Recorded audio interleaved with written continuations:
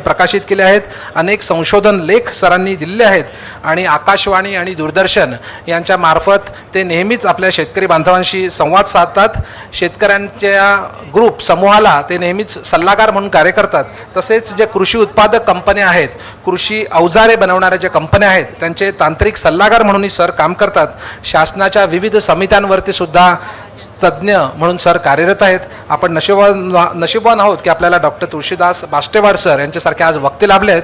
तर मी डॉक्टर तुळशीदास बाष्टेवाड सरांना विनंती करतो की कृषी यांत्रिकीकरणामध्ये आधुनिक कृषी अवजारे यांचा वापर कसा करायचा याबद्दल आपल्या शेतकरी बंधूंना त्यांनी मार्गदर्शन करावे.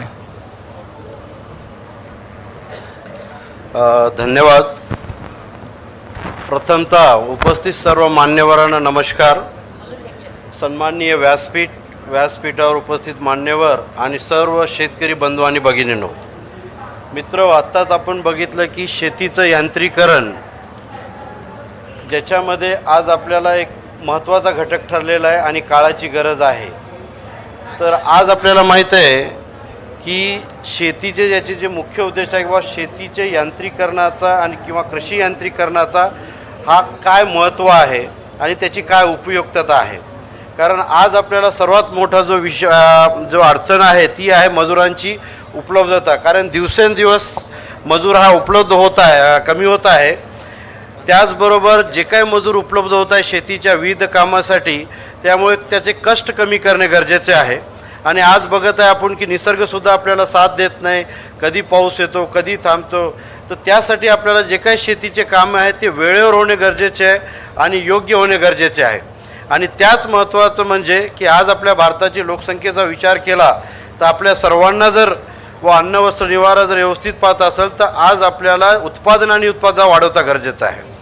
तर हे जे गोष्टी आहेत यासाठी आपल्याला कृषी यांत्रिकरणशिवाय पर्याय नाही.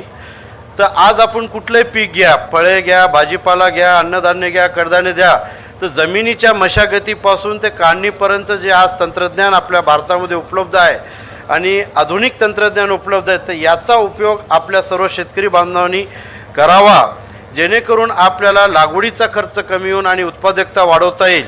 तर या ठिकाणी आपण काही आधुनिक कृषी अवजारं आहेत ज्यामध्ये आपल्याला जमिनीच्या मशागतीसाठी कोणते सुधारित अवजार आहेत, पेरणी व लावणीसाठी कोणते आहेत, आंतरमशागतीसाठी कोणते आहेत, कापणी व मळणीसाठी कोणते आहेत, किंवा काढणी पश्चात तंत्रज्ञान काय आहे आणि काही वैशिष्ट्यपूर्ण जे अवजार आहे की आपल्या गरजेनुसार ती काय तंत्रज्ञान आहे. तर यावर आपण इथं चर्चा करू. जसं आपण बघितलं की कृषी यांत्रिकरणाचे जे आपण म्हटलं की महत्त्व आपल्याला मी आत्ता सांगितलेलं आहे. तर मशागतीसाठी जर आपण सुरुवातीला कुठलंही पीक घ्या, त्याच्यामधलं पहिलं काम जे आहे शेतीचं जी मशागत करणं. तर मशागतीसाठी काय बदल पाहिजे अवजार, तर त्यामध्ये जर आपण बघितलं की जे आधुनिक अवजार आहे की आज आपण जे पारंपरिक पद्धतीचं बघितलं तर बैलचलित आपण नांगर वापरायचो, बलराम नांगर वापरायचो, पण आज ती परिस्थिती नाही आहे. कारण आज शेतीमध्ये जे काम करायला जे मजूर उपलब्ध आहेत ते कष्ट करायला तयार नाहीत. त्यामुळे तंत्रज्ञान आधुनिक होणं गरजेचं आहे. त्यामुळे जे ट्रॅक्टर चलित पलटी नांगर ज्याला म्हणलो आपण, हा पलटी नांगराचा आज बहुतांशी शेतकरी बांधव आज नांगरणीसाठी उपयोग करत आहे. तर याचा जर फायदा जर आपण बघितला की हा माती उजवीकडं आणि डावीकडं पलटल्या जाते आणि एका कोपऱ्यापासून नांगरणी सुरू केली तर दुसऱ्या कोपऱ्यापर्यंत आपल्याला एकसारखी करता येते, जेणेकरून आपल्याला जमीन समतोल होते, डिझेलची बचत होते, त्याचबरोबर नांगरणीसाठी लागणारा जो वेळ आहे तो कमी लागतो आणि त्यामुळे जो आपल्याला जो लागवडीचा जो खर्च आहे तो कमी लागतो. तर त्यामुळे आज जे काय नांगरणीसाठी आज बाजारामध्ये उपलब्ध आणि मोठ्या प्रमाणामध्ये उपलब्ध आहे, तर आज आपण बहुतांशी शेतकरी बांधव आज ट्रॅक्टर चलित पलटी नांगराचा उपयोग करत आहे नांगरणीसाठी, जेणेकरून शेतकरी बांधवांना त्याच्या लागवडीच्या खर्चामध्ये जवळपास 20 ते 30% बचत झालेली आहे आणि नांगरणी चांगल्या प्रकारे झालेली आहे, जमीन समतल झालेली आहे. तर मला या ठिकाणी आपण याचा वापर करावा. परंतु आपण बघितलं असेल की याच्यामध्ये जे कष्ट आहे, कारण आज आपल्याला बघितलं आपण जसं मोठमोठ्या ॲटोमोबाईलमध्ये जे आज फॅसिलिटी आलेल्या आहेत किंवा पॉवर स्टेअरिंग पाहिजे, हायड्रॉलिक ब्रेक पाहिजे, तर तसंच प्रकार आज ट्रॅक्टरचा ड्रायव्हरसुद्धा आज आपल्याला मागणी करतो. कारण आज शेतकरी जरी शेतकरी मालक असला पण शेतीमध्ये काम करणारा हा दुसरा माणूस आहे आणि त्याला जर सुविधा नसेल तो आज मोठा प्रश्न भेडसावत आहे की ट्रॅक्टर चालक आपल्याला भेटत नाही आहे जर ट्रॅक्टर असला तरी, तर त्यालासुद्धा त्या प्रकारचे कष्ट कमी करण्याच्या सुविधा उपलब्ध झाल्या पाहिजे. आज तुम्ही प्रदर्शनामध्ये बघत असाल वेगवेगळ्या देशातले वेगवेगळ्या भारतातले आपले ट्रॅक्टर आज इथं बघितलेले आहे, त्याच्यामध्ये वेगवेगळ्या सुविधा दिलेल्या आहेत, आधुनिक सुविधा जे आपल्या आज आधुनिक काळामध्ये दिलेल्या आहेत. त्याच्यामुळे तर ट्रॅक्टर ड्रायव्हरला सुद्धा आता याच्यामध्ये जर आपण बघितलं का जे लिव्हर दिलेलं आहे ते पाठीमागं त्याला टर्न करून ते लिव्हर टर्निंगच्या वेळेस त्याला वापरावं लागते. त्याला प्रत्येक टर्निंगसाठी जो त्रास होतो तो त्रास मोठ्या प्रमाणात आहे. म्हणून याच्यात आधुनिक तंत्रज्ञान अजून झालेलं आहे आणि आज आपल्याला हायड्रॉलिक पलटी नांगर आज आपण उपयोग करत आहोत. तर याच्यामध्ये आपण जर बघितलं तर आपण दुसरीकडे दुसरा प्रश्न म्हणतो की बुवा आज आपल्याकडे जे भारतामध्ये जे शेतकरी बांधव किंवा महाराष्ट्रामध्ये आहेत ते मध्यम आणि अल्पभूधारक शेतकरी आहेत, त्यांना व कमी खर्चाची तंत्रज्ञान उपलब्धता होणं गरजेचं आहे. परंतु आपण शेतकरी बांधवांना मी इथं सांगू शकतो की तंत्रज्ञान जर आधुनिक आलं का खर्च त्याला येतच असतो, तर ते कशा प्रकारे त्याचा उपयोग व्हायला पाहिजे मी तुम्हाला अंततः सांगतो.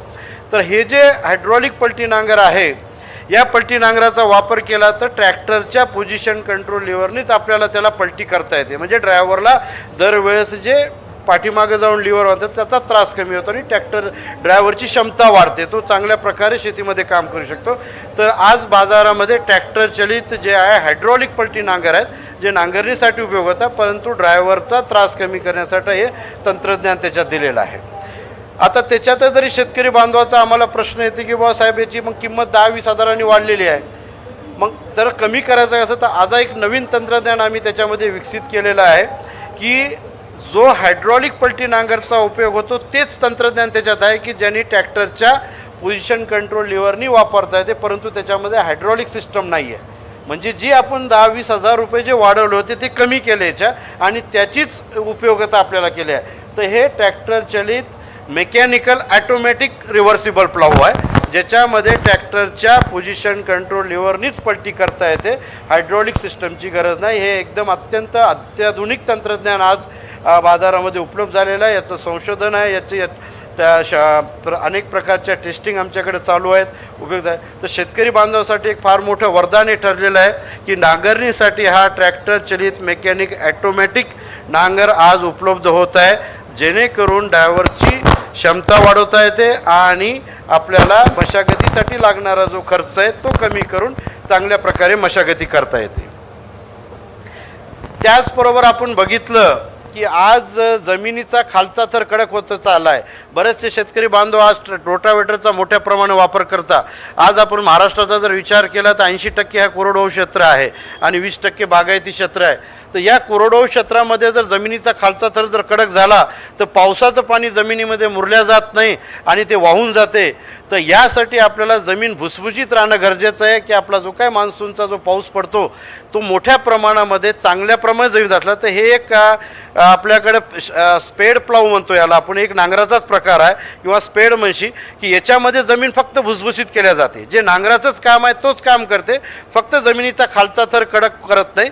त्यामुळे पावसाचं पाणी जे काही जमिनीत मुरलं जाते, हवा चांगल्या प्रकारे खेळली जाते आणि जेणेकरून आपल्याला उत्पादनामध्ये वाढ होण्यासाठी याचा एक फार महत्त्वाचा उपयोग होत आहे. ते एक आधुनिक तंत्रज्ञान आहे की जे शेतकरी बांधवासाठी अतिशय उपयोगी आहे. आता आपण बघितलं की आपल्याकडे महाराष्ट्र राज्यामध्ये एक असं राज्य आहे की अनेक प्रकारच्या माती आहेत. हलकी माती आहे, मध्यम माती आहे, भारी माती आहे आणि माती कुठलंही तंत्रज्ञान जर आज आपल्याला असेल तर आपण आज जे तंत्रज्ञान वापरतो पीक निहायनुसार, पिकाच्या प्रकारानुसार, मातीच्या प्रकारानुसार, हवामानानुसार आणि शेतकरी बांधवाच्या गरजेनुसार तंत्रज्ञान आपल्याला वापरावं लागते.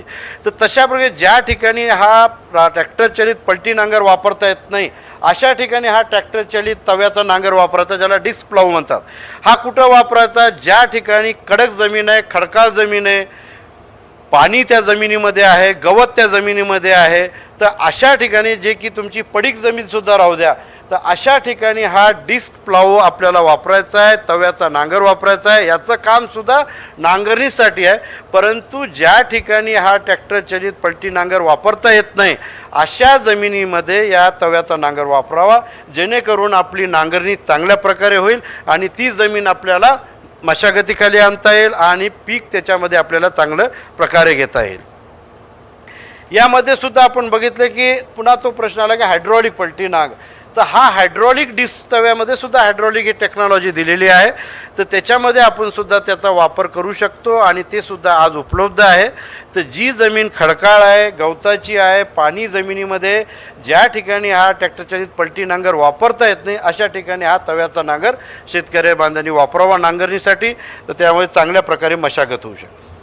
आताच आपण बघितलं की मोल नांगर, ज्याला सबसॉयलर म्हटलेलं आहे, मॅडमनी सुद्धा आपल्याला दाखवलेलं आहे की ह्या मोल नांगराचा मुख्य वापर काय. आज आपण बघितलं की आधुनिक तंत्रज्ञान वापर करायला, तर त्यावेळेस काय होते की जमीन ही कडक होत चाललेली आहे.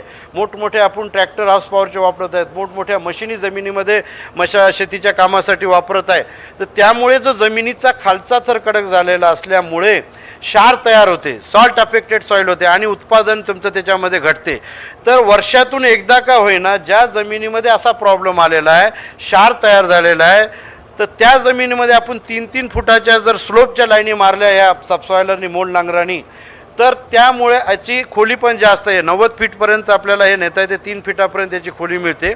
त्यामुळे जो कडक थर झालेला आहे तो कट केला जातो आणि त्याला पाणी झिरपण्याची त्याची क्षमता वाढते आणि जमिनीमध्ये क्षार तयार होत नाही आणि त्याची आपली उर्वरा शक्ती जमिनीची चांगली वाढते. तर त्यासाठी हा सबसॉइलर हा ऑप्शनल आहे, आपल्या गरजेनुसार आहे. आपल्याला त्याची गरज असेल तर त्याचा वापर करावा. तर ज्या ठिकाणी अशा प्रॉब्लेम, आता आपल्याकडे कपाशीची शेती आहे, कपाशीमध्ये आपल्याकडे जमीन कडक झालेली आहे, वर्षातून तुम्ही जर याच्या 3-3 फुटाच्या लाईनी मारल्या उभ्या तर आपल्याला चांगल्या प्रकारे पावसाचं पाणी त्याच्यामध्ये झिरपलं जाईल.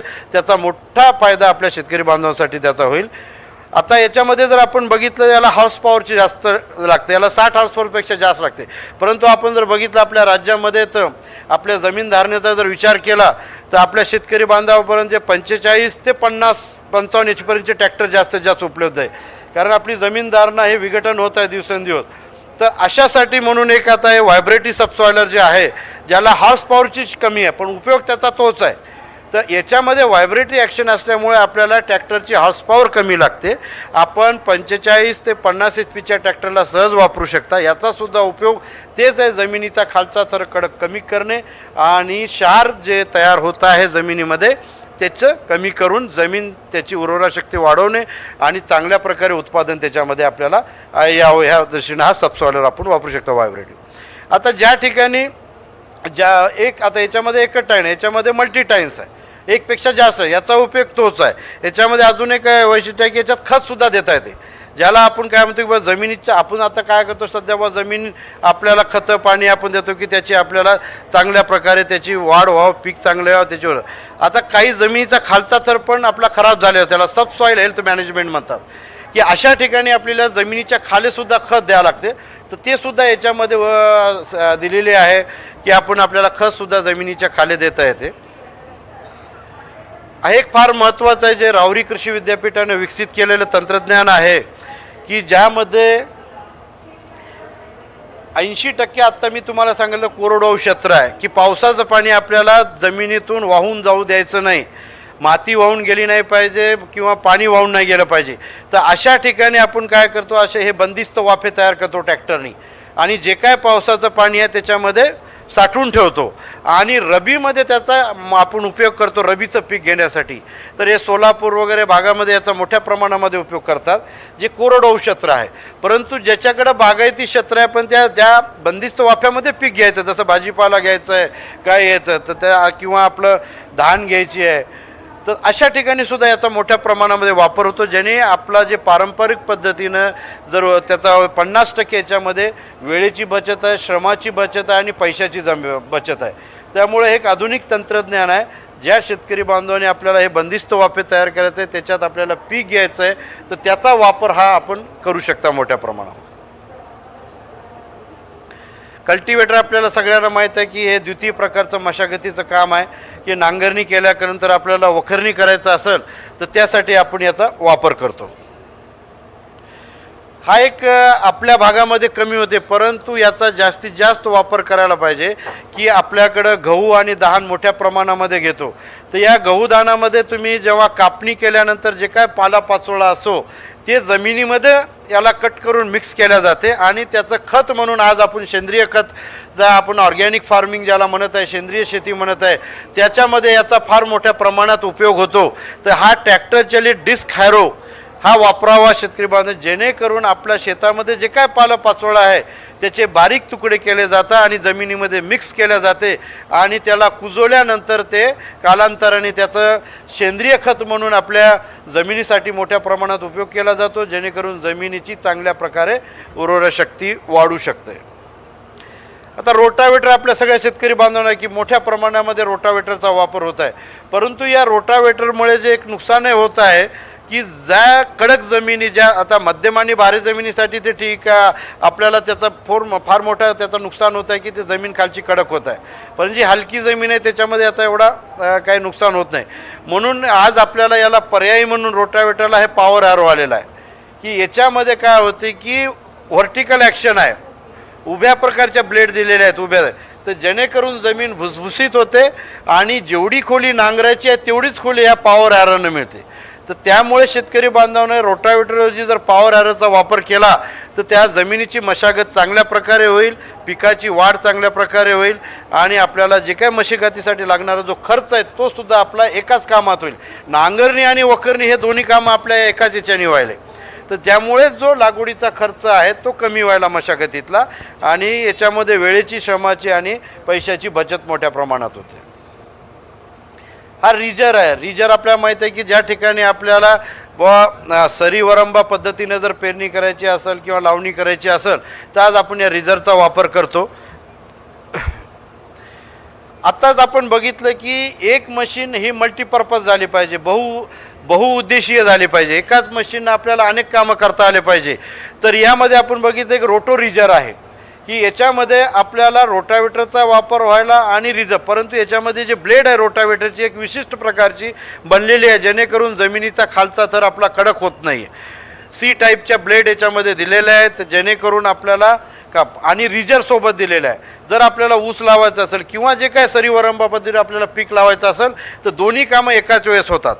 त्यामुळे एक अतिशय उपयोग आहे, ज्याच्यामध्ये मशागतीचा खर्च कमी व्हायला आणि शेतीचे दोन्ही कामं जे रोटावेशन आणि रिजिंग हे दोन्ही कामं याच्यामध्ये एकत्र व्हायले.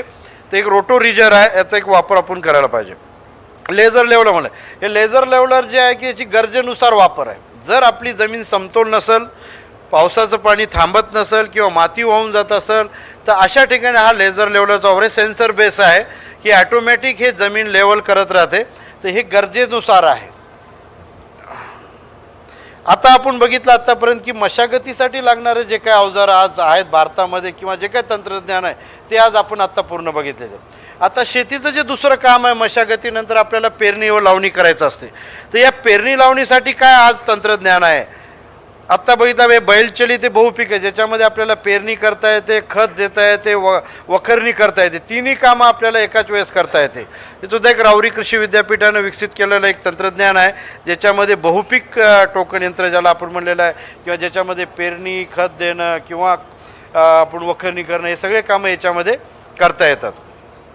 आत्ताच आपण म्हणलं की मोठ्या प्रमाणामध्ये आज शेतकरी बांधव विदर्भ असो, मराठवाडा असो, पश्चिम की BBF प्लॅन्टर, ब्रॉड बेस फरो, रुंद सरी वरंबा पद्धत जे आपल्याला म्हणले आहे की याचा वापर पेरणीसाठी करत आहे.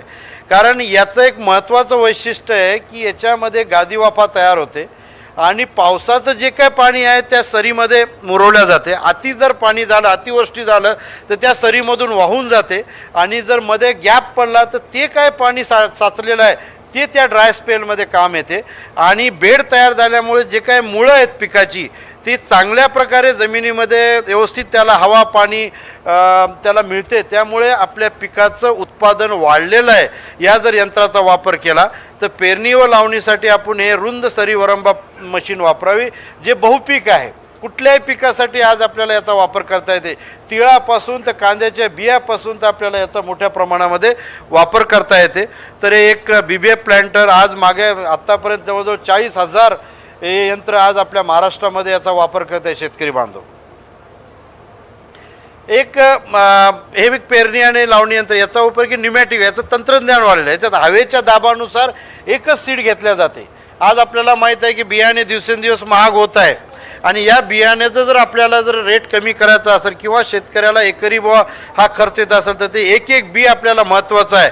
तर आपल्याला याच्यामध्ये 2 ओळीतील 2 रोपातील किंवा 2 बियातील अंतर आपल्याला राखता येते आणि एकच बी याच्याने आपल्याला टाकल्या जाते. तर एक न्यूमॅटिक प्लांटर म्हणून आहे ज्याला आपल्याला पेरणी व लावणीसाठी वापर करतात. हे पण त्याच्यातलाच प्रकार आहे. आता आपण बघितलं की वेगवेगळ्या प्रकारचे आपण पीक घेतो जे जमिनीच्या खाली येतात, ज्याला आपण म्हणतो की बा मूळवर्गीय पिके, जे कंदमूळवर्गीय पिके, ज्याच्यामध्ये जसं आलू आला, लसूण आले, अद्रक आला, हळद आली, असे पीक लावण्यासाठी हे यंत्र आहे. सेमी ॲटोमॅटिक जे आहे रूट क्रॉप प्लांटर आहे जे आपल्याला जमिनीच्या खाली येतात. त्याचं उदाहरण तुम्हाला सांगितलं की बटाटा असेल, आलू असेल किंवा अद्रक असेल किंवा हळद असेल किंवा लसूण असेल, तर ह्या पिकांसाठी हे यंत्र आहे. हे लावण्यासाठी यंत्र वापरलं जातं. हे अशा प्रकारचं यंत्र आहे की 2 माणसं आपल्याला सेमी ॲटोमॅटिक की आपलं आता हे हळद लावत आहे आपल्याकडं एकच यंत्राने, पुन्हा हे मल्टीपर्पज एकाच यंत्राने आपल्याला बटाटा असो, हळद असो, लसूण असो, जे जमिनीच्या खाली पिकं येतात ते आपल्याला याच्याला लावता येतात. आता आज मोठ्या प्रमाणामध्ये आपण की कांदा रोपं लावायचो आपण, पण आज मजूर मिळत नाहीत. हा एक मोठा प्रश्न. त्यासाठी कांदा बी पेरणी यंत्र आलेलं आहे की डायरेक्ट बी आपल्याला लावता येते शेतामध्ये. आणि मोठ्या प्रमाणामध्ये आज ज्या ठिकाणी कांदा उगवला जातो, आपल्याला माहिती आहे की नाशिक जिल्हा मोठ्या प्रमाणामध्ये कांद्याचा आहे, तर अशा ठिकाणी हे डायरेक्ट यंत्र वापरलं जाते, कांदा बी पेरणी यंत्र, की आपल्याला रोपं लावायची गरज नाही, डायरेक्ट कांदे आपल्याला लावता येतात. हे सुद्धा कांदा बी पेरणी यंत्र आहे ज्याच्यामध्ये खत आणि आपल्याला बी वापरता येते. ट्रॅक्टरच्या हॉर्स पॉवरनुसार वेगवेगळ्या क्षमतेचे आज कांदा बी पेरणी यंत्र उपलब्ध आहेत. ऊस लावणी आता हे जे ऊस आहे बेने आपल्याला डायरेक्ट आता आपण जे बेने तयार करून लावतो तर हे डायरेक्ट याला ऊस लागवड यंत्र म्हणलं जाते. आता याच्यापेक्षा हा एक यंत्र आहे जे राहुरी कृषी विद्यापीठानं विकसित केलेलं आहे की ऊसाची रोपं लावणे किंवा भाजीपाला रोपं लावणे हे दोन्ही या यंत्राद्वारे लावता येतात. की याचा फायदा असे की आपल्याला विषमुक्त जे रोप आहे ते आपल्याला आधी नर्सरीमध्ये तयार होते, त्यानंतर जे त्याचं टोटल पिरियड आहे लागवडीचा तो 1-1.5-2 महिन्याचा कमी होतो, कमी वेळामध्ये आपल्याला पीक तयार होते. आणि जेवढं आपल्याला त्याच्यामध्ये कुठल्याही प्रकारचं जर्मिनेशन ज्याला म्हणतो उगवण क्षमता, ती 100% उगवण क्षमता या यंत्राद्वारे आपल्याला मिळते, कारण जे रोप आपण डायरेक्ट लावल्या जाते.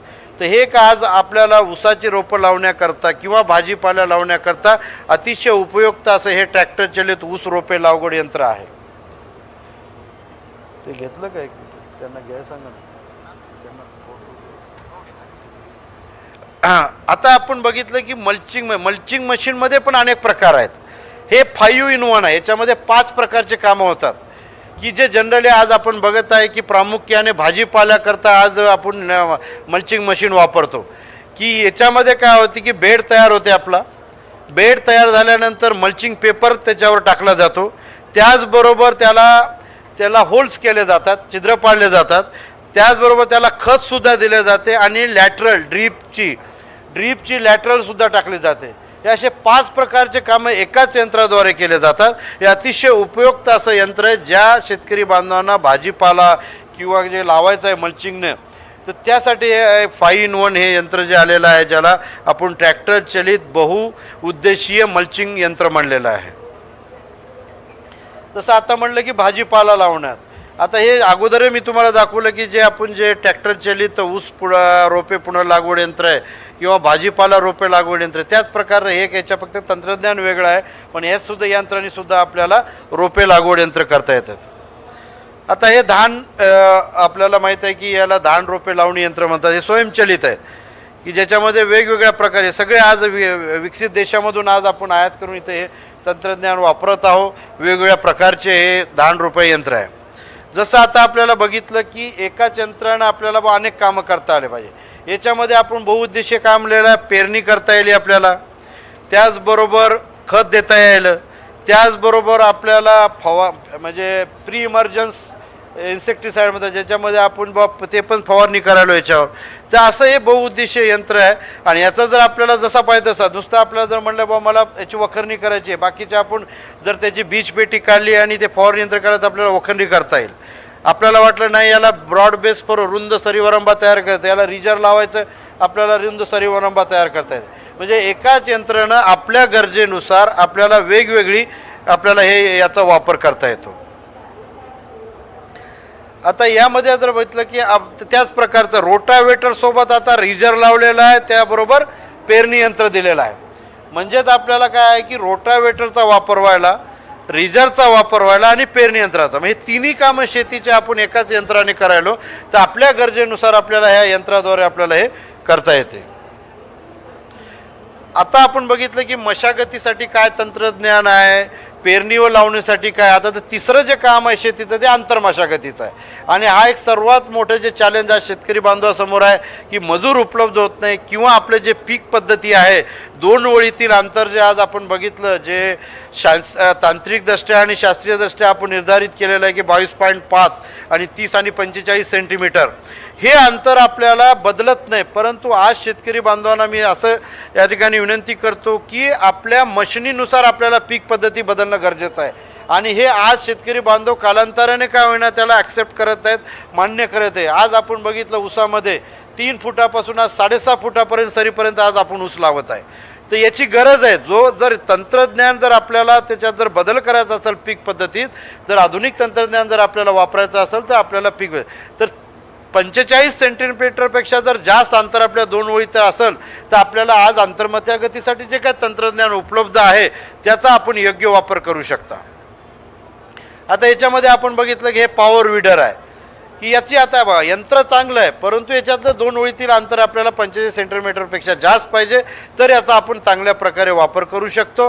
आंतरमशागत करतो, आपण विडिंग करू शकतो, जमीन भुसभुशीत करू शकतो, अन्य कामंसुद्धा याच्याने करता येतात. आपल्याला फवारणी असेल, अन्य कामंसुद्धा आपल्याला फळबागा असो किंवा आपल्याला अन्य पिकं ज्याच्यामध्ये दोन ओळीतील अंतरे 45, तेच काम आहे ज्याला आंतरमशागती हे ट्रॅक्टर चलित आहे. आता याच्यामध्ये बघा आपली कपाशी आहे की त्याच्यामध्ये अंतर दोन ओळीतील जास्त असेल तर याचा वापर आपल्याला करता येतो. आणि आज शेतकरी बांधव याच्या मोठ्या प्रमाणामध्ये अंतर वाढवत आहे आणि या तंत्रज्ञानाचा वापर होत आहे आणि त्यांचं सुद्धा आज उत्पादनातसुद्धा वाढ होत आहे.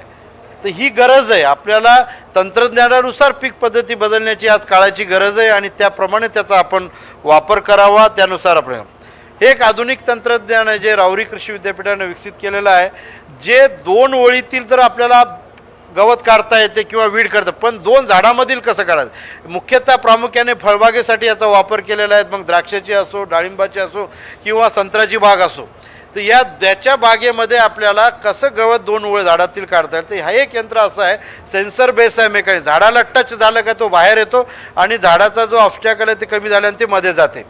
तर हे तंत्रज्ञान आपण संत्र्याच्या बागेसाठी वापरा, द्राक्षाच्या किंवा कुठल्याही फळबागेसाठी दोन झाडातील गवत काढण्यासाठी याचा मोठ्या प्रमाणात उपयोग होतो आणि अतिशय आणि दोन ओळीतील सुद्धा काढता येते. हे दोन्ही कामं एकाच यंत्राने होतात, दोन झाडातील गवत आणि दोन ओळीतील गवत. हा याचा प्रामुख्याने फायदा आहे. मग फळबाग हे कुठलीही असो त्याच्यामध्ये आपल्या याचा मोठ्या प्रमाणामध्ये उपयुक्ता होतं, करता येते. हे एक यंत्र आहे, हे सुद्धा एक हायड्रोलिक सेन्सर बेस्ड आहे की आता काही बघितलं काही फळबागामध्ये आपल्याला त्याच्या डेड रूट्स कट करावं लागतात वर्ष. तर हे द्राक्षाच्या समजा डेड रूट्स कट करत आहे तर त्या डेड रूट्स करण्यासाठी हा एक नांगर आहे, हायड्रोलिक नांगर. तो हा जमिनीत जाऊन त्याचे जे मुळं आहेत ते मुळं कट केल्या जाते आणि जो बेड आहे तो बेड तोडला जातो आणि याच्यामध्ये आपण जे FIM आहे, जे शेणखत आहे ते शेणखत टाकल्या जाते आणि त्याची जमिनीची उत्पादन वाढवण्यासाठी त्याची उर्वरा शक्ती वाढवल्या जाते. हे एक आधुनिक तंत्रज्ञान आहे जे राहुरी कृषी विद्यापीठाने विकसित केलेलं आहे. हे एक तंत्रज्ञान आज आपण बघितलं की प्रूनिंग वगैरे करतो, मग कुठलीही प्रूनिंग असो, द्राक्षाची प्रूनिंग असो किंवा अन्य ज्याची छाटणी करतो, छाटणी केल्यानंतर जे काय पालापाचोळा जमिनीवर पडतो, आज आपण काय म्हणालो की जे काय आपलं जुनं जे शेतीचं काम होतं त्याच आपण आज सोनं शेती म्हणालो, सेंद्रिय शेती म्हणालो, की जे काय आज पालापाचोळा पडलेला आहे तो जमिनीमध्ये कुजला पाहिजे, त्याचं बारीक तुकडे झाले पाहिजे. हे एक 2 साइड हॉरिझॉन्टल डिस्चार्ज शेडर आहे ज्यामध्ये आपण आता द्राक्षाची जर समजा प्रूनिंग केली किंवा कुठलीही प्रूनिंग कर झाडाची, जो काय खाली पालापाचोळा किंवा त्याचा काडी कचरा पडला असेल त्याला ते बारीक तुकडे केले जातात आणि जमिनीच्या बेडवर टाकले जातात आणि लवकरात लवकर ते कुजून त्याचं सेंद्रिय खत तयार होते. हे अतिशय असं उत्कृष्ट असं हे नवीन तंत्रज्ञान आहे. तर याचा आपण शेतकरी बांधवांनी उपयोग करावा जेणेकरून त्याला चांगल्या प्रकारे फायदा होईल. त्याचबरोबर हे फॉरवर्ड रिव्हर्स रोटावेटर आहे की याला दोन्ही साईडनं PTO दिलेला आहे. तर हा काय होतं की ज्या जमिनीला आपल्याला अंतर्मशागत करायची आणि जमिनीला भर द्यायचा आहे आपण बघितलं असं प्रामुख्याने ऐकलं असेल की ऊसाच्या शेतीला आपण बाळ बांधणी किंवा मोठी बांधणी म्हणतो किंवा अन्य पिकासाठी म्हणतो की आपल्याला 3 महिने 6 महिन्यानंतर त्याला जमिनीला भर द्यावा लागते आपल्याला मातीचा. तर ह्या यंत्राद्वारे आपल्याला अंतर्मशागत केल्या जाते आणि जमिनीला बरं ते फॉरवर्ड रिव्हर्स रोटावेटर आहे, दोन्ही साईडनं आपल्याला रोटावेटर ट्रॅक्टरला जोडल्या जाते आणि याचा उपयोग आपल्याला 2 in म्हणून करता येईल. आता जसं म्हटलं की ज्याच्या 2 ओळीतील अंतर कमी आहे, जसं 22.5 आहे किंवा 30 आहे, अशा ठिकाणी आपण हे छोटे सायकल कोळपे जे मनुष्य चलित आहेत, मग बॅटरीवाले आहेत, डिझेल इंजिनवाले आहेत, तर अशा आपण किंवा जे भात शेतीसाठी आपण कोनोविडर वापरतो भाताच्या शेतीसाठी. आता हे छोटे जे आपले जे शेतकरी बांधव ज्याचे बुवा, तर अशा या छोट्या तंत्रज्ञानाचा वापर आपण समजा आंतरमशागतीसाठी करत असतो. आता जे नंतरचं जे शेतीचं काम आहे ज्याच्यामध्ये आता आपण बघितलं की आंतरमशागत आपण आपल्याला कीटकनाशक फवारे धुळं ज्याला प्लांट प्रोटेक्शन इक्विपमेंट म्हणतो, तर या ठिकाणी आपल्याला जे आहे वेगवेगळे जे आज फवारणी यंत्र आहेत, 2 प्रकारे प्रामुख्याने फवारणी यंत्र आज भारतामध्ये वापरल्या जातात शेतीच्या कामासाठी. एक ज्याला एअर बूम स्प्रेअर म्हणतात की जे क्लोज ग्रोईंग क्रॉप्स आहेत, जसं गहू आहे, ज्वारी आहे, हरभरा आहे किंवा सोयाबीन आहे, तर अशा ठिकाणी आपल्याला बूम स्प्रेअरचा वापर केला जातो. आणि ज्या ठिकाणी 2 झाडाचं अंतर जास्त आहे, वाईड स्पेस क्रॉप, मग हे प्रामुख्याने कुठं आहे, हे फळबागेमध्ये आहे. तर फळबागेसाठी जो आहे एअर असिस्टड स्प्रेअर ज्याला आपण म्हणलेलं आहे ते वापरला जातो. आता हे आपल्या भागामध्ये बघा, विदर्भामध्ये आपण हाय ग्राउंड क्लिअरन्स स्प्रेअर वापरतो, म्हणजे जे कपाशीचा मोठ्या प्रमाणामध्ये याचा वापर करत आहे. आज याची किंमत जरी जास्त असेल तर भाडेतत्वानं काय आज मोठ्या प्रमाणात आज वापर. आणि याच्यामध्ये जे आज आपण बघितलं की एक दुर्घटना आपल्या भागामध्ये झाली होती की शेतकरी बांधवांचं बरंच याच्यामध्ये हानी झाली होती, मनुष्यहानी. त्यासाठी याला एअर कॅबिन दिलेली आहे, ज्या कॅबिनमध्ये आपल्याला कुठल्या प्रकारचं त्याचं नुकसान होणार नाही त्या औषधापासून. आणि जमिनीचा ग्राउंड क्लिअरन्स जास्त आहे, पीक वाढलं तरी आपल्याला फवारणी करता येते. तर हे एक मोठ्या प्रमाणामध्ये फवारणीसाठी आज एक वरदान ठरलेलं आहे शेतकरी बांधवासाठी, जे आपल्या शेतकरी बांधवाचं नुकसान पण होणार नाही, मनुष्यहानी होणार नाही आणि पीक वाढलं तरी चांगल्या प्रकारे आपल्याला त्याला फवारणी करता येईल. आता हे फळबागेसाठी आहे, संत्र्याची बाग असो, मोसंबीची बाग असो, द्राक्षे असो, चिकूची बाग असो किंवा डाळिंबाची बाग असो, तर हे एक एरोब्लास्ट स्प्रेअर आहे. तर याचा मोठ्या प्रमाणामध्ये आज वापर करतो आपण फळबागेसाठी. आता जे ठिकाणी खूप मोठे झाड आहेत, आता आंब्याचं झाड आहे त्याची 20, 30, 50 फीट त्याची उंची आहे, ह्या ठिकाणी आपल्याला फवारणी करता येत नाही किंवा त्याचा पूर्ण घेरा आहे त्याला फवारणी करता येत नाही. हे जे तायकॉन स्प्रेअर आहे एक स्पेशल मोठ्या झाडासाठी केलेलं आहे की ज्या ठिकाणी आपल्याला याला 360 डिग्रीमध्ये फिरवता येते आणि झाडाच्या 50 फुटापर्यंत आपल्याला याची फवारणी करता येते. हे तर अशा ठिकाणी जे मोठे झाडं आहेत, आंब्याचं असो किंवा कुठलेही मोठे झाडं असेल, आवळ्याचं असो, कुठले असो, अशा मोठ्या झाडासाठी हे फवारणी करण्यासाठी तायकॉन स्प्रेअर आहे जे 30-40 फीटपर्यंत आपल्याला फवारणी करता येते. आता हे स्प्रेअर्स आहे, छोटे छोटे स्प्रेअर, डस्टर्स वगैरे. आता हे मॅन्युअल स्प्रेड, आपण पूर्वी बघितलं शेणखत द्यायचं आणि माणसाच्या द्वारे आपण फेकायचो, पण आज आपल्याला मनुष्य बळ मिळणार झालं, आज मजूर उपलब्ध होत नाही. हे ट्रॅक्टरच्या सहाय्याने आपल्याला मग NPK असो का FIM असो का शेणखत असो आपल्याला डायरेक्ट आपल्याला शेतामध्ये याची आपल्याला स्प्रेडिंग केल्या जाते, फेकल्या जाते. हे एक विशेष प्रकारचं यंत्र आहे जे फक्त फळबागेसाठी आपल्याला खत फेकायला, जे वर्मी कंपोस्ट आहे किंवा शेणखत आहे, जे पावडर फॉर्ममध्ये बी आज शेणखत आपल्याला उपलब्ध होत आहे, या शेणखताचा फळबागेच्या बेडवर डायरेक्ट कसं फेकलं जाते, तर हे एक यंत्र याला साईड शिफ्ट मॅन्युअल स्प्रेडर म्हणतात. एका साईडला बेडच्या साईडनं आपल्याला फेकता येते. ते मग वर्मी कंपोस्ट असो किंवा शेणखत असो पावडर फॉर्ममध्ये, तर किंवा स्लरी असो, जे आज आपण शेणखत स्लरी देत आहे पाणी मिक्स करून, ती स्लरीसुद्धा या यंत्राद्वारे दिल्या जाते. तर अतिशय उत्कृष्ट हे फळबागेसाठी हे एक खत देण्यासाठी आहे. मग आपली स्लरी असो किंवा ड्राय मॅटर असो किंवा वेट मॅटर असो, हे दोन्ही प्रकारचे आपल्याला हे सॉलिड लिक्विड दोन्ही प्रकारसाठी याचा वापर करता येतो. आत्ता आपण बघितलं की सर्वात मोठं नुकसान जे शेतकरी बांधवाचं झालेलं आहे अतिवृष्टीमध्ये. आज महाराष्ट्राला आपल्याला असं झालेलं आहे की एकीकडं अतिवृष्टी झाली, एकीकडं ड्रॉट आहे, दुष्काळ झाला, एकीकडं फ्लड झाला. तर या शेतकरी बांधवांसाठी आज आपण बघितलं की फळबागेसाठी जेव्हा हे अतिवृष्टी होत होती तर एक ट्रॅक्टर दुसऱ्या ट्रॅक्टरला ओढत नेऊन फवारणी करत होता. त्याचं मुख्य कारण की पाणी साचलेलं आहे. हे एक नवीन अत्याधुनिक तंत्रज्ञान आहे, क्राउलर टाईप स्प्रेअर. म्हणजे याला एक प्रकारचं रबर चेन दिलेली आहे, जे पाऊस असो काही असो पाणी साचलेलं असो याच्याने आपल्याला, आणि हे रिमोटवर आहे, यालासुद्धा स्प्रेइंग करताना मनुष्याचा आपल्याला हानी होतं ती सुद्धा रिमोटनं आपल्याला वापरता येते. आणि त्याचप्रकारे याच्यामध्ये इलेक्ट्रोस्टॅटिक एक मॉडिफिकेशन दिलेलं आहे, जे आज आपण विदेशातून आणतो, 20-20 लाख रुपये किंमत आहे. तर याचं एक इलेक्ट्रोस्टॅटिक बी याच्यामध्ये दिलेलं आहे. असं हे अत्याधुनिक जे क्राउलर स्प्रेअर आहे, जे नवीन आलेलं आहे अत्याधुनिक, हे फळबागेसाठी याचा मोठ्या प्रमाणामध्ये शेतकरी बांधव भाडेतत्वावर उपयोग करू शकतात. ज्याची क्षमता आहे विकत घेण्याची, ते आपल्याला वैयक्तिक घेऊन याचा वापर करू शकतात. हे सोलारवाले जे स्प्रेअर आपल्याला माहीत आहे. आता हे इलेक्ट्रोस्टॅटिक स्प्रेअर, हे इलेक्ट्रोस्टॅटिक स्प्रे द्राक्षांसाठी वापर होत आहे मोठ्या प्रमाणामध्ये. याची 20-22 लाख रुपये किंमत आहे. कारण याच्यामध्ये पॉझिटिव्ह निगेटिव्ह आयन असल्यामुळे झाडाचा कुठलाच पार्ट असा राहत नाही की ज्याच्यावर स्प्रे होत नाही. ते ॲटोमॅटिक जसं करंट आपल्याला लागते तसं ते करंटप्रमाणे ते झाड त्याला अट्रॅक्ट करून घेते. त्यामुळे प्रत्येक झाडाच्या पार्टवर याला स्प्रे केला जातो. म्हणून याला इलेक्ट्रोस्टॅटिक स्प्रेअर म्हणलेलं आहे, ECS टेक्नॉलॉजी म्हणलेली आहे.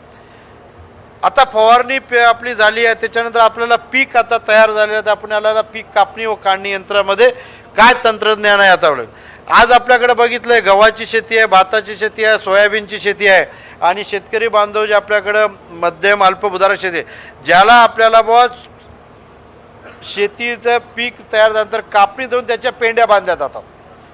तर याला रिपर बाइंडर म्हणतात. स्वयंचलित आहे, सेल्फ प्रोपेल्ड रिपर बाइंडर. तर गव्हाचा असेल, भाताची असेल, सोयाबीन, याला कापणी करून पेंड्या बांधल्या जातात.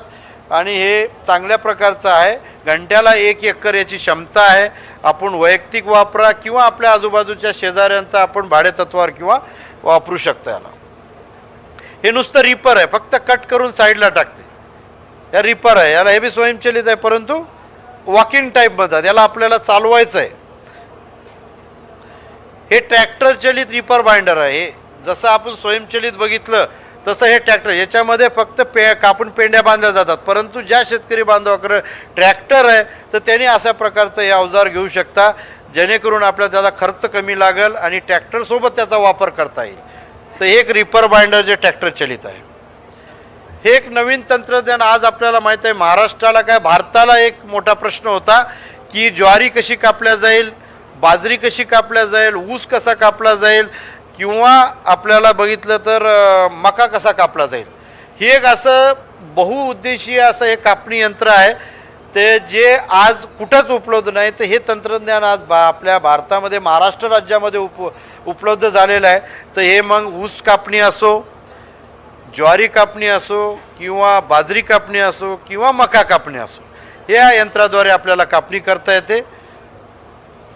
आता जे पिकं मी तुम्हाला म्हटलं की जमिनीच्या खाली लावले जातात त्याला आपल्याला हार्वेस्टिंग करायचं आहे, काढायचं आहे. तर हे रूट क्रॉप हार्वेस्टर आहे. याला कंद पिके काढणी अवजार म्हणतात, ट्रॅक्टर चलित. मग तुम्ही बटाटा लावलेला असेल, आलू लावला म्हणजे बटाटा झाला, अद्रक लागलेला असेल, आले लागलेलं असेल, लसूण लागलेलं असेल, किंवा हळद लावलेली असेल, तर हे सर्व प्रकारचे पिके आपल्या, पण याची कंडिशन एकच आहे, आपण जेव्हा लावताना याला बेडवर लावल्या पाहिजे. तर बेडवर लावलेले जे पिकं आहेत किंवा गादी वाफ्यावर जे लावलेले पिकं आहेत, त्याच यंत्रासाठी हे काढण्यासाठी अतिशय उपयुक्त असं हे यंत्र आहे, जे कंदमुळगे पीक काढणी अवजार. एकच यंत्र आपल्याला सर्व प्रकारचे पिकं काढता येतात. आता आज आपण बघितलं की मोठ्या प्रमाणामध्ये महाराष्ट्र राज्यामध्ये छावण्या सुरू झाल्या होत्या, आणि शासनातर्फे त्या छावणीला चारा जो आहे हे शासन देत होतं, आणि वेगवेगळ्या ठिकाणच्या. मग आता ज्या ठिकाणी आपल्याला वर्षभर ओला चारा भेटावा, त्यासाठी हे एक आहे की फॉरेज हार्वेस्टर, शेतातून डायरेक्ट आपल्याला पिकाची कापणी केल्या जाते.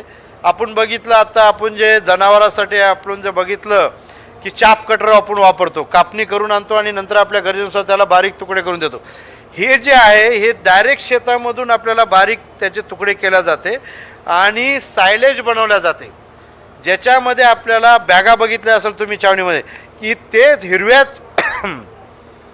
हिरव्यात पोझिशनमध्ये वर्ष 2-2 वर्ष 1.5 वर्ष आपल्याला ते ठेवता येते त्याच याच्यामध्ये, आणि त्याची न्यूट्रिशनल व्हॅल्यू तीच राहते जे आपल्या पिकाला हिरव्या जे कापताना असते ते. तर एक उद्योगधंदा म्हणून म्हणा, एक मोठ्या प्रमाणामध्ये याचा वापर होत आहे सायलेज मेकिंगसाठी. फॉरेज हार्वेस्टर हे आपल्याला सर्वांना माहीत आहे. आज 100% आपण थ्रेशिंगमध्ये यांत्रिकरण झालेलं आहे. की सगळीकडे मल्टीक्रॉप थ्रेशर आलेले आहेत, बहुपिकी आलेले आहेत.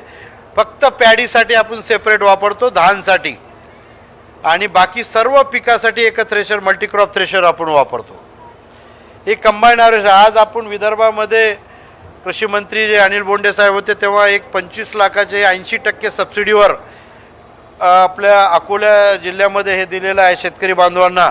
हे कुठल्याही प्रकारच्या पिकाचं आपल्याला याची हे केल्या जाते, आपल्याला कंबाईन हार्वेस्टरने कापणी, मळणी आणि आपल्याला डायरेक्ट बॅगा भरल्या जातात. तर एक कस्टमायरिंग भाडेतत्वावर शेतकरी उत्पादक कंपन्या याचा वापर करत आहे. आता हे जसं आपण बघितलं कंबाईन हार्वेस्टर असेल तसं शुगर केन हार्वेस्टर आहे, चाफ कटर्स आहेत, तर अशा प्रकारचे आहेत. त्यानंतर आता काढणी पश्चात तंत्रज्ञान आहे. आज माननीय गडकरी साहेबांनी कृषी विभागामार्फत या भंडारा जिल्ह्यामध्ये हे रेक, त्यानंतर बेलर, स्क्वेअर बेलर, त्यानंतर ट्रॅक्टर हे कृषी विभागामार्फत दिलेलं आहे, ज्याच्याकडून बेलर जो तुमचा जे काय पाचोळा आज भाताचा असेल, गव्हाचा असेल, तो बेलर तयार करून एका इंडस्ट्रीला आपण वीज निर्मितीसाठी टाईप केलेला आहे, जे शेतकरी बांधवाचा वेस्ट मटेरियलसुद्धा आज त्याच्यातून पैसा त्यांना मिळत आहे. तर हे एक मोठ्या प्रमाणाचं आहे की या न्यू हॉलंड कंपनीचं मोठ्या प्रमाणे आज यांनी गडकरी साहेबांच्या सूचनेनुसार त्या एक मोठ्या प्रमाणात भंडारा जिल्ह्यामध्ये याचं वाटप झालेलं आहे. तर अशा प्रकारचं जे अनेक तंत्रज्ञान आहे, जमिनीच्या मशागतीपासून ते काढणीपर्यंत, तर हे तंत्रज्ञान आज आपण इथं बघितलेलं आहे. तर अशा प्रकारचं जे आपण यांत्रिकरण बघितलेलं आहे की जमिनीच्या मशागतीपासून काढणी पश्चात तंत्रज्ञान. आता आम्ही इथं गडचिरोली याच्यामध्ये जे आहे हिरडा, बेडा, रिठा, ते जे फोडणी यंत्र आहेत ते सुद्धा मोठ्या प्रमाणामध्ये वापर करत आहे आपले आदिवासी बांधव, की त्याचा वापर होत आहे. तर मित्र, आज आपण इथं मशागतीपासून ते काढणी पश्चातपर्यंत तंत्रज्ञान आणि अनेक वैशिष्ट्यपूर्ण या मशिनरीचा आपण इथं माहिती घेतलेली आहे. जर आपल्याला कुठल्या प्रकारचा प्रश्न असेल, काही शंका असेल तर आपण विचारू शकतो. कोणाला काही प्रश्न असतील तर काही विचारू शकता, नाही तर आपण आता दुसऱ्या सत्राकडे वळणार आहोत. चर्चासत्राचं हे चर्चासत्र आपण इथेच थांबवूया. कोणाचे काही प्रश्न नसतील तर. सर, हां बोला. स्वयंचलित कापणी यंत्र जे आहे छोटं माणसाच्या हाताने चालते ते, त्याची प्राईस काय आणि त्याच्यानं कडबा कापणं नाही जमणार का? नाही, हे बघा, हे जे आता तुम्ही जे बोलत आहे रिपर, आणि दोन बघितले आहे त्याच्यामध्ये, एक रिपर बाइंडर बघितलं आणि एक रिपर बघितलं. ते जे स्वयंचलित रिपर आहे फक्त गहू, भात याच्यासाठीच ते डेव्हलप त्याची डिझाईन केली. त्याचे जे ब्लेड आहेत ते ब्लेडचं जे त्याची जी क्षमता बनवली आहे त्या साईजच्याच याला कट करण्याची आहे. तर आपल्याला जी मशीन बनवता असते तर ते आपण पिकाच्या त्याच्या प्रॉपर्टीनुसार बनवत असतो. तर ऊस कडक असतो, ऊस जास्त असतो, ज्वारी कडक असते मशीन. त्यासाठी ते जे मी दुसरं यंत्र तुम्हाला दाखवलेलं आहे जे ट्रॅक्टर चलित, ज्याच्यामध्ये आपल्याला ऊसाचं किंवा ज्वारीचं किंवा याचं, तर ही रिपर आहे त्याच्यासाठी वापरू शकत नाही. माझ्याकडे डेअरी आहे की नाही सर? हां, ते ओल्या त्या रिपरमध्ये एक फॉरेज हार्वेस्टर जे मी तुम्हाला म्हणलेलं आहे त्या BCS कंपनी किंवा अन्य, त्याच्यामध्ये हिरवा तुमचा पाहिजे, वाळलेला कटणार नाही. आज तुम्ही डेअरीसाठी जे मका कापायले किंवा ज्वारी कापायला, ते हिरव्या कंडिशनला तो कट करा. तेच रिपर. हां, ते हिरवी पोझिशन, त्याला फॉडर म्हणून आपण, ते फॉडर हार्वेस्टर नाव आहे त्याचं. त्याच्या ब्लेड नाही येणार का सर दुसऱ्या? रिपर त्याच्या थोड्या मॉडिफिकेशन ब्लेड आहे, रिपरमध्ये त्याचं मॉडिफिकेशन आहे, चेंज करता येईल ना? चेंज करता येते. त्या कंपन्या ज्या आहेत ना, रिपर फॉडर म्हणून जे फॉरेज हार्वेस्टर आहे त्याचा वापर आपण त्या कंपनीला जर केला तर ते ब्लेड बदलून देऊ शकतो. पण त्याची कंडिशन ओला तुमचा पाहिजे त्याच्यात. धन्यवाद सर. सर, मी एक प्रश्न विचारतो. हा विचार. याच्यावर अनुदान कसं आहे? हां, बघा, महाराष्ट्र राज्यामध्ये दोन प्रकारच्या योजना चालतात. एक केंद्र शासनाकडून योजना आलेल्या असतात राज्यामध्ये, आणि राज्यांनी तयार केलेल्या योजना असतात. जसं तुम्हाला उदाहरण सांगितलं, उन्नत शेती समृद्ध शेतकरी अभियान आहे, किंवा अंडे आहे, किंवा आज आपण बघितलं DBT चालू आहे. तर DBTमध्ये शेतकरी बांधवांना स्वातंत्र्य दिलं की बा तुम्हाला जे यंत्र घ्यायचं आहे त्या आपण बिल आणि त्याचा रिपोर्ट कृषी विभागाला द्यायचा, आणि त्याचं अनुदान आहे. तर याच्यामध्ये 40 ते 50% आपल्याला अनुदान आहे, जे आपण ज्या तालुक्यात असेल, आपण ज्या जिल्ह्यात असेल त्या तिथल्या कृषी विभागाशी आपण संपर्क करून जी योजना आपल्याकडे आहे उपलब्ध त्या संपर्क आपण ते तिथं जे काही यांत्रिकरणाच्या अंतर जे सुधारित अवजार यंत्र आहे ते आपण उपलब्ध करू शकता अनुदानावर. ठीक आहे सर.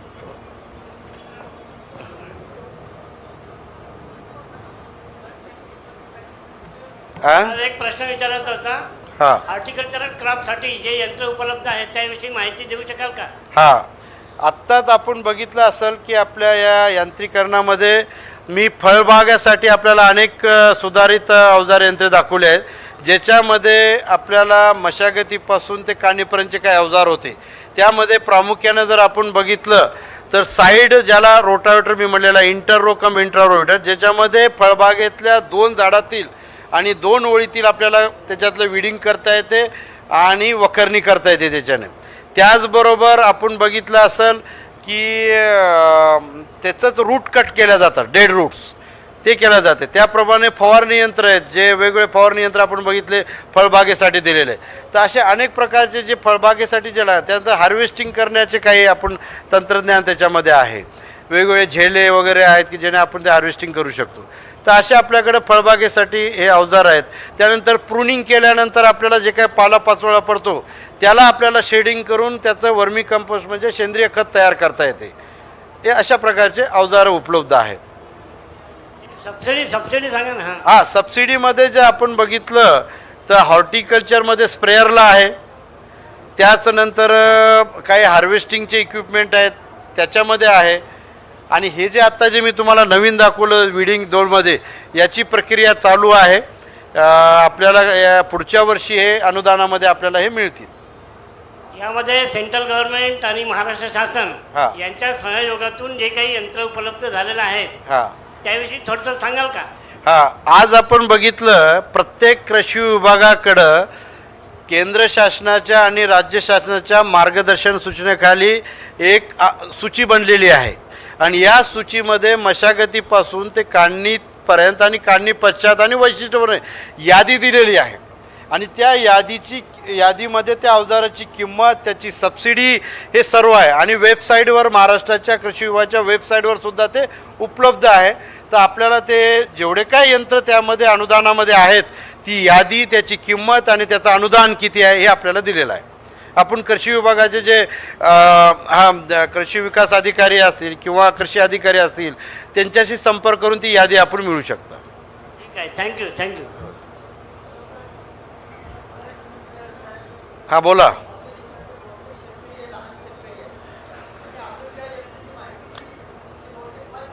हां प्रथमतः आपण या शेतकरी बांधवाचा सरकारकडून भाडेतत्वावर उपलब्ध होऊ शकतील का? हां एक अतिशय उत्कृष्ट प्रश्न जी मला अपेक्षित होता की या शेतकरी बांधवाचं आपण अभिनंदन करू की ते एक प्रामुख्यानं आपण जर बघितलं असेल की आधुनिक तंत्रज्ञान भारतामध्ये येत आहे, परंतु आपल्या शेतकरी बांधवाला ते परवडेबल आहे का? कारण आज आपला शेतकरी बांधव 80% स्मॉल आणि मार्जिनल फार्मर आहे. आणि तर त्यासाठी आज शासन दरबारी म्हणा किंवा महाराष्ट्र शासन म्हणा, भारत सरकार म्हणा, याच्यामध्ये मोठ्या प्रमाणामध्ये हे तंत्रज्ञान शेतकरी बांधवाला छोटा असो का मोठा असो याला कसं वापरता येईल याच्यावर आज आपण करते. मग आज आपण बघितलं असेल शेतकरी उत्पादक कंपनी तयार केलेल्या आज आपल्या महाराष्ट्र राज्यामध्ये नाही म्हटलं तर 2,000-3,000पर्यंत शेतकरी उत्पादक गट शेती तयार केलेली आहे. वेगवेगळे गट तयार, कॉन्ट्रॅक्ट शेती तयार केलेली आहे. याच्यामार्फत ज्याच्या शेतकरी बांधवाचा जो गट सक्षम आहे आर्थिकदृष्ट्या ती तंत्रज्ञान त्याचं वापरू शकाले. परंतु ज्या शेतकऱ्यांचा गट तयार आहे परंतु त्यांच्याकडे आर्थिक परिस्थिती नाही आहे तर त्यासाठी शासनाने त्याला आर्थिक बळकटीकरण करणं गरजेचं आहे. जर हे तंत्र परंतु या ठिकाणी आप लक्षात घ्या की याच्याशिवाय पर्याय नाही. जरी शेतकरी छोटा असेल मोठा असेल तर आपल्याला 2 पद्धतीनं शासन त्याला मदत करणं गरजेचं आहे. एक तर छोटा शेतकऱ्याचा ग्रुप ज्याची आर्थिक परिस्थिती नसेल तर त्याला आर्थिक बळकटीकरण करणं गरजेचं आहे. त्याला मोठ्या प्रमाणामध्ये लोन मिळायला पाहिजे शासनातर्फे, जेणेकरून ह्या तंत्रज्ञानाचा त्यांनी वापर व्हायला पाहिजे. किंवा जे सक्षम गट आहे, जे शेतकरी उत्पादक कंपन्यांचे जे सभासद चांगल्या प्रकारे देत तर ते त्याचं तंत्रज्ञान ते वापरू शकतात. याच्याशिवाय दुसरा आज आपल्याला पर्याय नाही. चाहे शेतकरी छोटा असो मोठा असो, तंत्रज्ञान तर तुम्हाला वापरायचं आहे. आज आपण म्हणू शकत नाही की बाबा माझी क्षमता नाही मी वापरू, कारण तुम्हाला मजूर दिवसेंदिवस मिळत नाही. किंवा जेव्हा निसर्ग साथ दिलेला आहे, तुम्हाला आज कापणी आहे, पाऊस पडत आहे, वेळेवर जर काम नाही झालं तर आज तुमचं नुकसान मोठ्या प्रमाणात होत आहे. त्यामुळे आज ही परिस्थिती आहे की छोटे शेतकरी बांधव असेल तर त्यांनी एकत्र यावं, आपलं आर्थिक भांडवल कसं वाढवता येईल, त्याला काय करता येईल हा त्याच्यामध्ये करणं गरजेचं आहे. आणि जे आर्थिक परिस्थितीचा योग्य गट आहे शेतकरी त्यांनी एकत्र येऊन आपलं हे तंत्रज्ञान वापरावं. धन्यवाद. या ठिकाणी शेतकरी बांधवांना आपल्याला हा जर ठीक आहे यांत्रिकरणाचा आपण 1-1.5 घंटा आपण चर्चा केली, पण आपल्याला कधी बी याच्यावर जर यांत्रिकरणावर जर कुठल्याही प्रकारची शंका असेल किंवा काही माहिती असेल साठी नंबर लिहून घ्या माझं. प्राध्यापक डॉक्टर तुळशीदास बास्तेवाड, प्रमुख शास्त्रज्ञ, अखिल भारतीय समिती कृषी अवजार यंत्रे संशोधन प्रकल्प, महात्मा फुले कृषी विद्यापीठ राहुरी. आणि माझा संपर्क क्रमांक आहे 942342 आणि गुगलवर तुम्ही जर नाव टाकलं तर माझा पूर्ण संपर्क तुम्हाला मिळेल. शासनाच्या कुठल्याही वेबसाईटवर जरी नाव टाकलं तरी माझा तुम्हाला संपर्क त्याच्यामध्ये मिळेल. धन्यवाद. धन्यवाद सर. कृषी यांत्रिकीकरणाद्वारे कशा प्रकारे आपले शेतकरी बांधव उत्पन्न वाढवू शकतात याबद्दल सरांनी अत्यंत छान मार्गदर्शन केलं आहे. ॲग्रोविजन फाउंडेशनतर्फे डॉक्टर तुळशीदास बास्तेवाड यांना आपण एक छोटीशी भेटवस्तू मेमेंटो देऊन त्यांचा सत्कार करणार आहोत. सर्वांनी टाळ्यांच्या गजरामध्ये त्यांचा सत्कार करावा असं मी त्यांना सर्वांना विनंती करतो.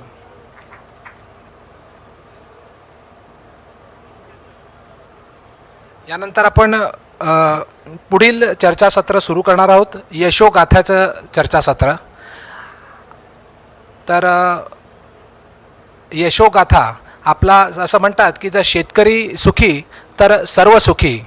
आणि पारंपरिक पद्धतीने शेती न करता त्याला आधुनिकतेची जोड देऊन ज्या का शेतकऱ्यांनी आपल्या शेतीमध्ये भरघोस उत्पन्न घेतलं, त्यांनी आपल्या शेतकरी बांधवांसमोर एक आदर्श ठेवलेला आहे. हा आदर्श आपल्या सर्व शेतकऱ्यांशी शेअर करण्यासाठी, त्यांना सांगण्यासाठी आज आपण काही प्रगतिशील शेतकऱ्यांना आपल्या इथे बोलवलं आहे. तर मी मंचावरती आमंत्रित करतो श्री अंकुश झंझाट अमरावती, श्री बाळासाहेब मराळे सिन्नर आणि श्री आकाश जाधव पुसद यांनी मंचावरती आसनस्थ व्हावे असं मी विनंती करतो. या सर.